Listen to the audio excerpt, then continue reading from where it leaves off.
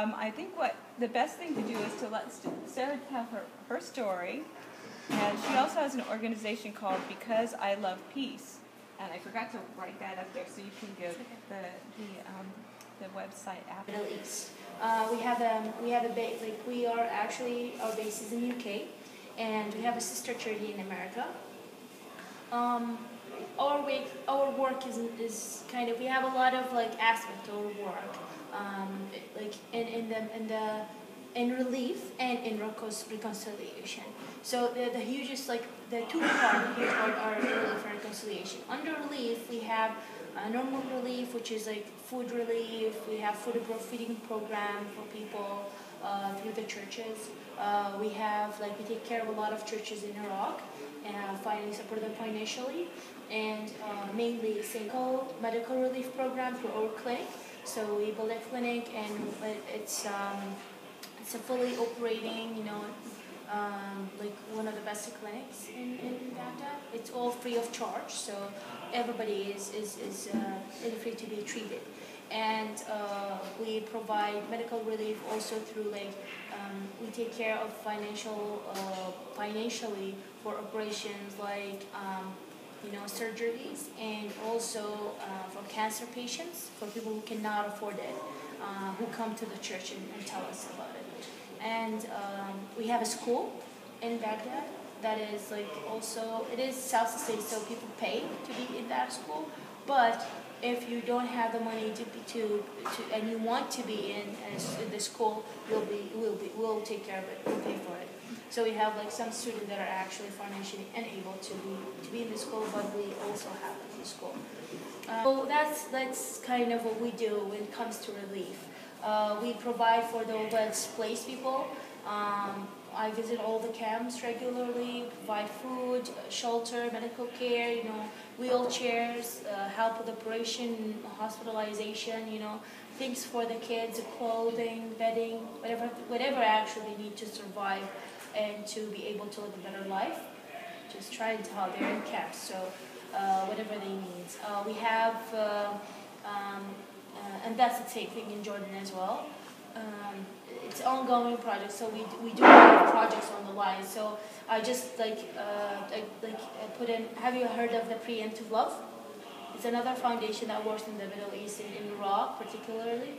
And we just I finished an agreement with them that we are creating a project, because a lot of the people now in the camp, they do nothing. They just they rented housing, they're doing nothing. They're in a place, they don't have a life, not yet. They did, but where they came from.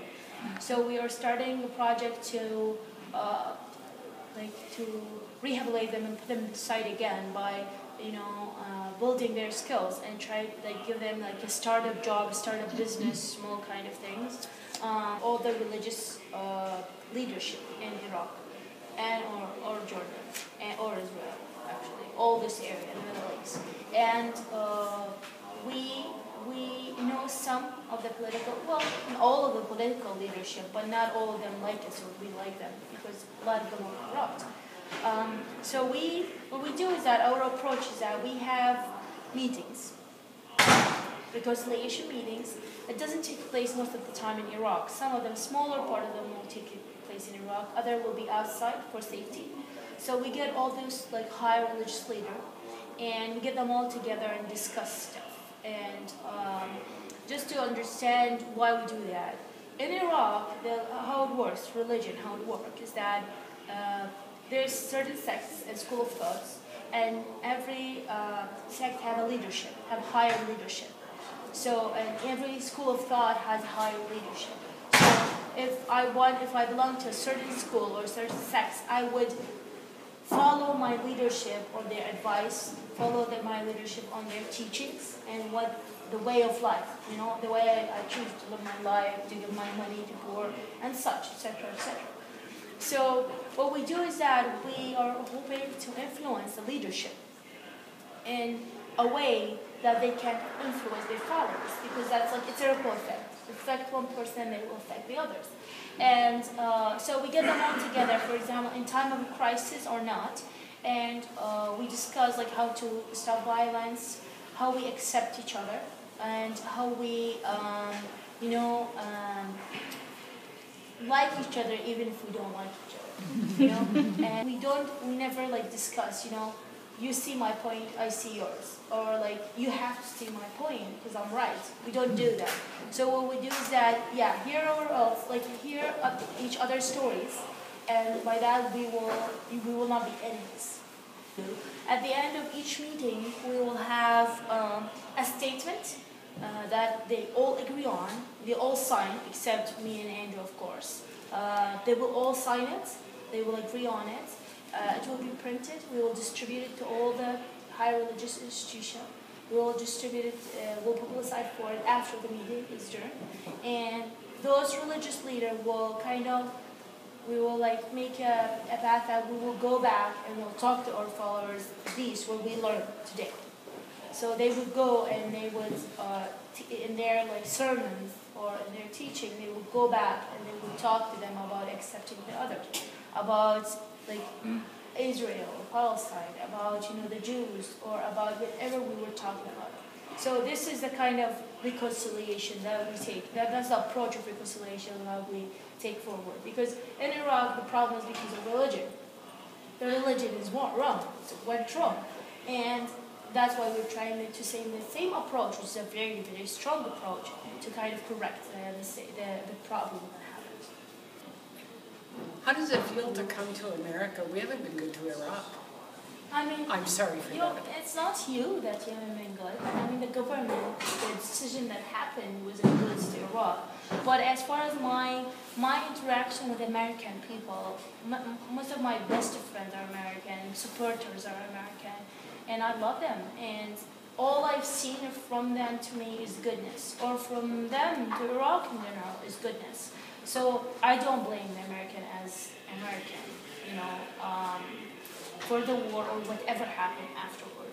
But it's just the decisions of making the war or the country. Even I don't even blame George Bush himself for because actually we take care of the persecuted churches and the persecuted Christians mainly, and other religious minorities. But we actually do our reconciliation programs, our Muslim and Christians, our relief feeding program, our Christian and Muslims, the medical care that we put is both Christian and Muslim, because we're in a country where the majority are Muslims, so we cannot just say no, because there's a lot of suffering Muslims as well. Our relationship with our okay, so let me put it like this. Our country is very Christian friendly, believe it or not. Now, which country? This is Jordan? Iraq. Yeah. They are very Christian friendly. We love a Christian. So as I told you, I said before in the session before, when in our Christian in reconciliation meetings, the diluting factor is a Christian. That's why I cannot afford having ISIS getting all the Christian out of the country, because actually Christianity in Iraq is in the Middle East in general, they are very it's a diluting factor to make everything it's nicer, because if it's only Muslim, it will be a very Islamic country, it might move to extremism, we're not sure. But if we have Christians, or you have Yazid, it's a more open society. So in the 1 minute that we have, because I know we'll have a few extra seconds, could you talk about Because I Love Peace, just real quick? I didn't talk about Because I Love Peace? No. Oh, okay. So I started this letter campaign, which is writing physical letters to an ex-Iraqi person, And I went to a lot of schools. I went to some organization in the East, mainly, in Eastern America.